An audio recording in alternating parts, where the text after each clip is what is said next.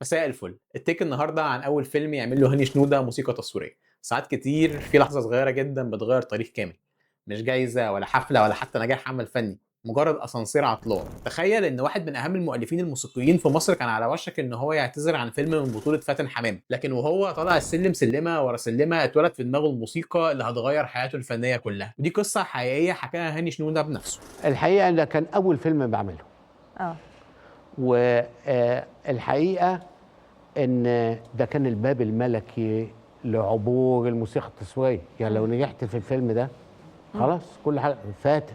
من بعد نجاحات هاني شنودة في عالم الموسيقى جاله اتصال من المخرج الكبير هنري بركات ان فاتن حمامه سمعت مزيكته واعجبت بيها وحابه تجدد في الموسيقى التصويريه لفيلمها الجديد ولا عزاء للسيدات. ده طبعا بالنسبه لاي موسيقي كان حلم، لكن بالنسبه لهاني شنودة كان بدايه ازمه، لان التعامل مع فاتن حمامه ما كانش سهل ابدا، خصوصا ان فاتن اشتغلت مع قامات كبيره في المزيكا زي عبد الوهاب والرحبانيه.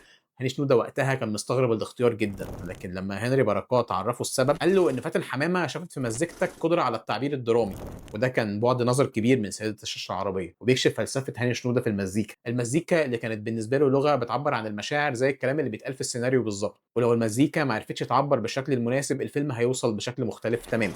الموسيقى لها لغة، إمم. واحنا للأسف ما بندرسهاش في المدارس، وده خطأ كبير جدا. لها لغة، احنا كل حاجة موجودة عندنا في المزيكا، السؤال والجواب، الجملة الفعلية والجملة الاسمية والاستعجابية وكل حاجة. احنا بنتكلم على فكرة، مش بنلحن بس بنتكلم. وعشان كده دايمًا الشغل مع الكبار مش سهل، وقبل ما يبدأ شغل وصلته من فاتن حمامة ورقة الشروط، 16 شرط للموسيقى التصويرية في الفيلم، وتعمل لي 16 ما تعملش واحدة بس فيهم، اعمل لي جمل طويلة والباقي كله ما تعملش ما تعملش ما تعملش. أنا بكتب بقى إيه شرحه.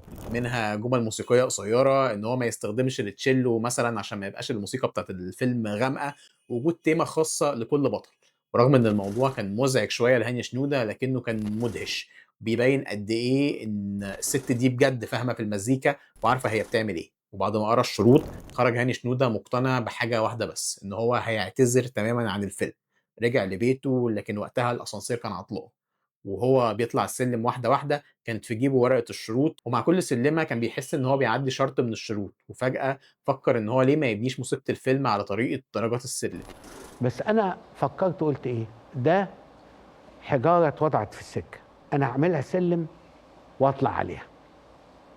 كل اللي بتقوله هحققه وهعمله، وده التحدي. وحس إن عُطل الأسانسير ده كان رسالة ربانية وصّلته إن في الآخر يقدر يألِّف موسيقى الفيلم، وفي يومين بس خلّص الموسيقى التصويرية، واتصل بهنري بركات وحجزوا الإستوديو علشان يسجّل. نجح الفيلم جدًا، لكن النجاح الحقيقي بالنسبة لهاني شنودة ما كانش الفيلم نفسه، لكن اكتشافه عالم الموسيقى التصويرية، اللي بقى واحد من أهم رواده وليه أعمال كتير زي ما إحنا كلنا عارفين خالدة في تاريخ السينما المصرية. ربنا يرحم هاني شنودة، وبنقول له إن أعمالك أكيد، أكيد، أكيد هتفضل عايشة وسطينا مهما حصل.